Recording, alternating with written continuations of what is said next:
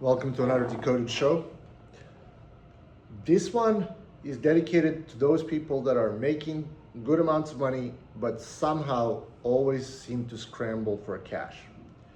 I've seen this times and times over and over again, and it happens even to the people that are high performers. Why is this happening? How come that these individuals that are making multiple six-figure incomes are scrambling for cash? And I think that the answer to this question lies in the low impulse control.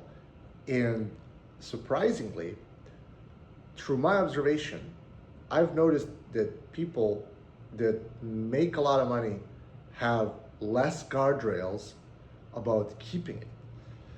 And the funny thing happens is that their debts keep compounding, and they often come asking for money with no shame.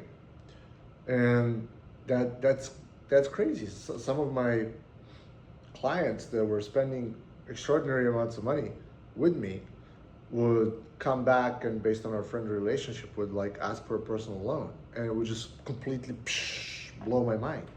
Like, how is this happening?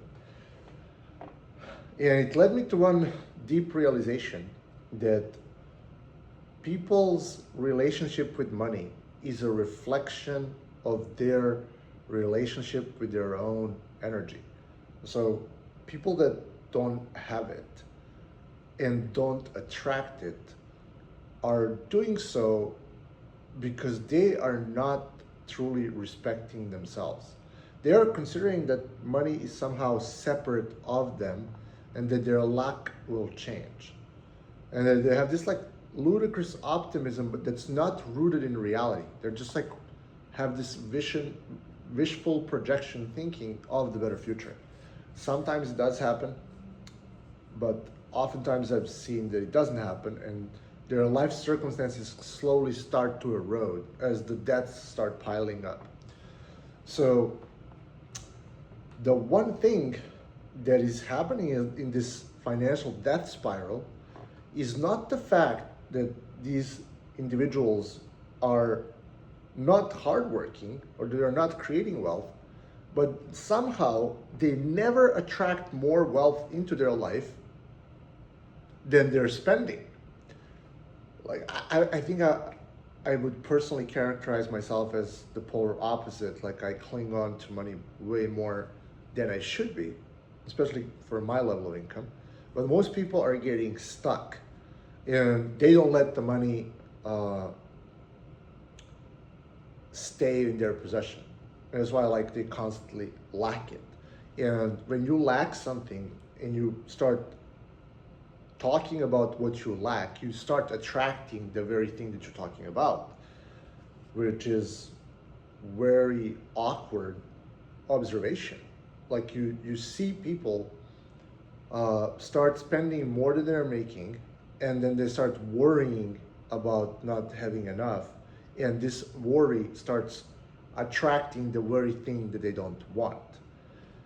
Now, a little bit of a self-discipline would allow them this buffer zone where they're not worried, and when you are not worried, you can attract the very thing that you don't need, which is allowing you to have a healthy detachment from money, that you don't need it. You want it, but you don't need it. Does that make sense? I hope I didn't go overly philosophical over here, but it does make sense, because when you want something, we are moving now into the territory of neuro-linguistic matrix. The words and symbolisms that you replay in your own mind, which would be your natural self-talk. This self-talk is programming your mind's frequency. And if you're programming your mind's frequency for abundance, for wealth, you start attracting these kind of events into your life because your subconscious mind is just saying the right things, or publishing the right things, or making the right videos. So that once you are projecting these thoughts and symbolisms into reality, you start attracting the very thing that you don't need, but you want. What happens when you're overspending is you start to worry about the debt, because it's like somewhere at the back of your mind, and you think about it, like, how do I fix this problem? But you're not really fixing it. You're actually perpetuating the problem.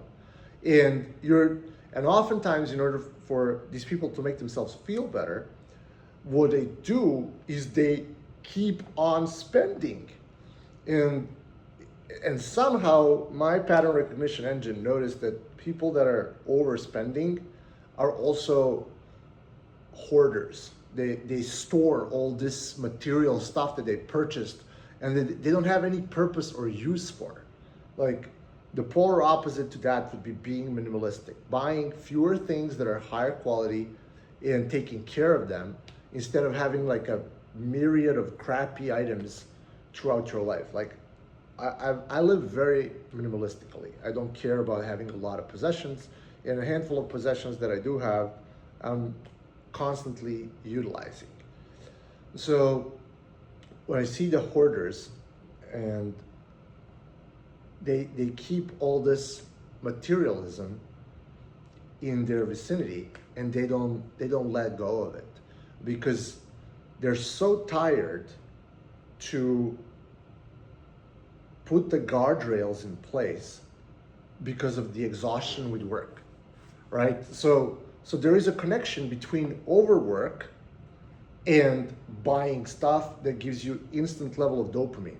So those people that are chronically underslept, that are binge eaters, binge Netflix watchers, and compulsive Amazon shoppers, there is a correlation over there. Like, I'm not gonna get scientific on you. You figure out your own dots. You find the patterns in your environment and figure out how does this extrapolate to your life. If you're working 12, 14 hours a day, you're manifesting that problem into your own life. And this manifestation is pulling in other crap that you don't want to have. Think, if you have that problem, think, why am I allowing this to happen to myself? Like, how do I clean from this mess? I hope you're not one of those people. I hope you're just like listening for the entertainment purposes. But I have people that constantly ask me money up front, or they're trying to step over the boundaries and get their hand into my pocket. So I had to learn how to set the boundaries with them and tell them, please don't take my money. All right, like, the healthier you become, the healthier your relationship with money becomes, the more you will attract people that don't have healthy relationship with money, which is kind of natural progression. When someone that doesn't have something sees someone that has that same thing, they're naturally attracted to it. So the more money you have in life, the more you progress in that path, the more you will have to learn how to repel people that are natural takers. That's one thing that I've noticed. Like, as my earning potential kept increasing, my ability to relate to people that don't have has been diminishing. Like, it's getting harder and harder to understand why some people don't have things. And it might not sound like extremely positive thing to say, but it's very real. And I think this channel for a significant amount of time is going to stay real. And you'll get my raw, unfettered truth about that. Like, I have harder time relating to poor people. I started poor. I came from a third world country. So I know how it is. But the reason why I can't relate is because I never accepted negative reality to begin with. And it resides in this neuro-linguistic matrix. the words you listen, the words you repeat to yourself, they get fed into your subconscious mind, and your subconscious mind produces the reality that you use your conscious mind to feed that subconscious mind. So it's becoming extremely, and I mean exceptionally important, to shut down the voices of scarcity, to shut down the people around you that are poisoning your fragile mind while you're ascending with the thoughts that are not true. They're simply not true. And the more time passes by and you've been accumulating the thought patterns of those that are successful, the more you do that, the less you're able to relate to those that repeat negative, dirty stories in their head about themselves. And oftentimes what they're doing to themselves is that they're creating this negative neuro-linguistic programming that creates words that they say to other people in their environment that actively repel those that are on a different frequency. Like, I just noticed myself lately when I'm talking to someone new and I'm scanning for these patterns, and the moment I notice that they're using negative self-talk, I classify them in like swipe left category. I don't want to hear from this person anymore because I'm protecting myself.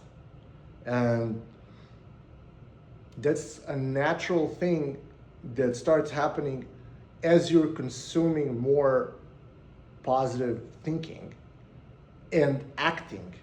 I'm not here to tell you wishful thinking or manifestation or these things work. I am going to tell you that how you talk to yourself will determine the outcomes that you produce.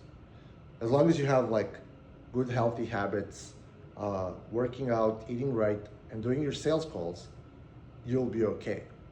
And the sales calls, this, for example, this video is a sales call. I'm selling you on the idea. It doesn't matter whether you're selling one-on-one or you're selling one-to-many and you have people that are listening to you. You're always selling, because this neuro-linguistic matrix in which we live, these words that are popping up inside of their head, inside of our head, and once these words go out and they populate other people's minds and you're interacting with them, this interaction, this linguistic, like verbal interaction between the words that you say to yourself and then follow up the words that you say to others, this is happening between people.